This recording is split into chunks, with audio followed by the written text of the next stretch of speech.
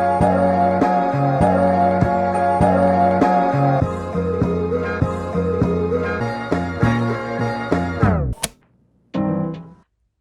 precedes motivation. For instance, I wanted to sleep in because it's my birthday. I usually go to the gym in the morning with my dad. Today he had a meeting.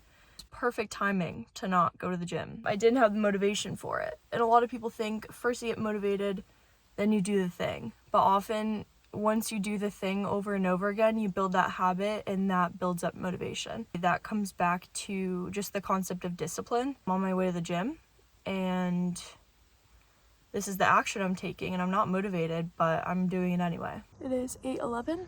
Workout is done. I'm back home, I'm about to shower, and honestly, it was a great start to my day. Basically, you do 10 burpees in a row. That takes around 45 seconds, and then you rest for the remaining time in the minute, and then you repeat it. So we did around 100 burpees this morning. Was I motivated to go? No, but I went anyway. So action precedes motivation.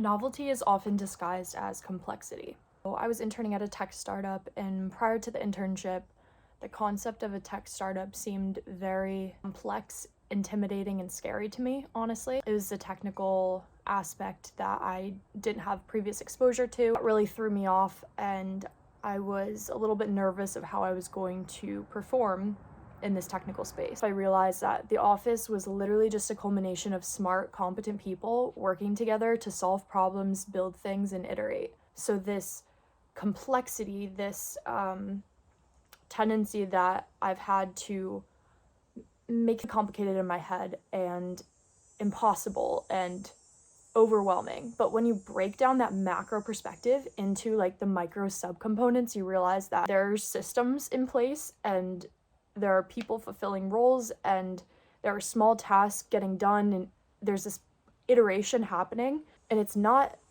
that complex, it's just new. So this macro complexity and unknowing is really just the lack of exposure. It's just that novelty. Once you get exposed to it, the novelty's gone and this bubble of complexity that's been filling up in your head dwindles and it disappears. Okay, third is going to be to not fear rejection, but instead fear apathy. And by apathy, I mean not putting yourself out there and not going for it.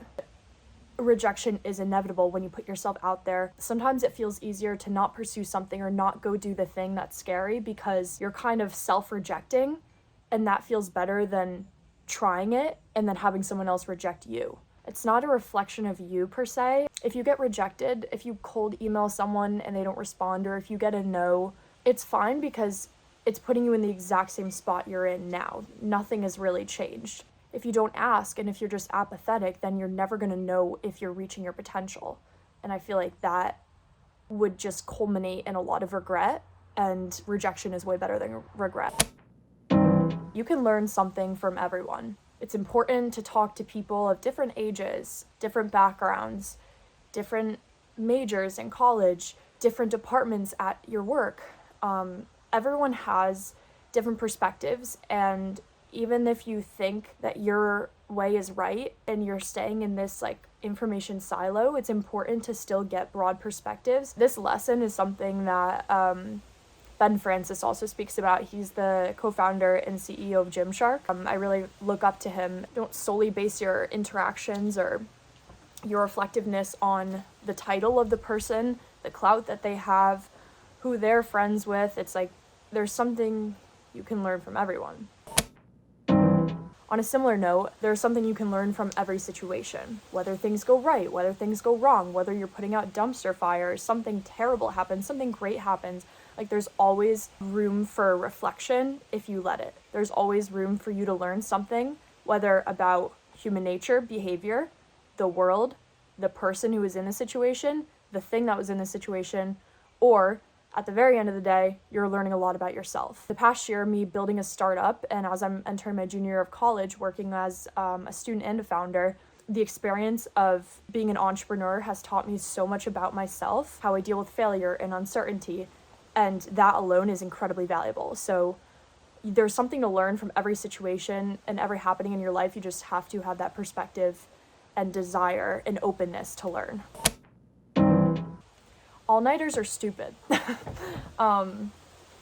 This is mostly in a college setting.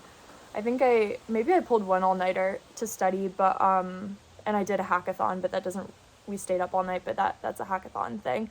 That's just a bad time management thing. I've realized that if there's a test or something and it's the night before, the best thing I can do is just go to sleep early, because trying to cram that information in my brain and pull an all-nighter is literally only going to reduce my cognitive functioning in the morning, and the information is going to be in such short-term memory that I'm probably not going to be able to retain half of that on the exam. So don't pull an all-nighter, just manage your time better.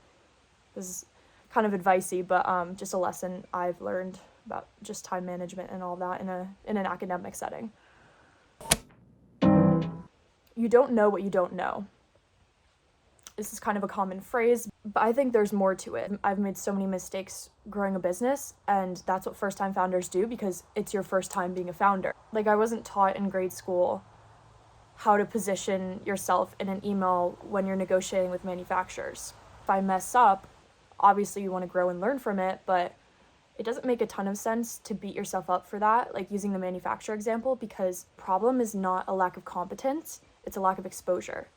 You own the mistake and you learn from it, and that's the only way that you're going to learn those kind of real life skills and situations that you just genuinely weren't exposed to growing up in school or in traditional settings, and there's nothing wrong with that. Procrastination often has deeper emotional roots to it. I've recognized that when I'm procrastinating on something, whether it's like, for instance, this past week, need to send someone a follow-up email on the sales side of my business because I'm trying to get my mindset journal to be integrated into their wellness class that I'm prioritizing over this email. I'm working out, I'm doing productive things to better myself and strengthen the business. It's not a problem of being lazy, there's just more to the story to unpack. There's this concept of you ask why 5 times and it'll get you to the answer. And so like, okay, why am I scared of sending this email? Because maybe I'll get rejected. Okay, why do you fear rejection? Because if my business doesn't succeed, that's a personal failure. Or you go down this thought cycle and these answering of hard questions, and that's going to lead you to some more clarity, and it really helps you to understand yourself and understand that like I'm not just a terrible lazy person if I'm procrastinating. It's like, okay, there's some mental block I have to work through.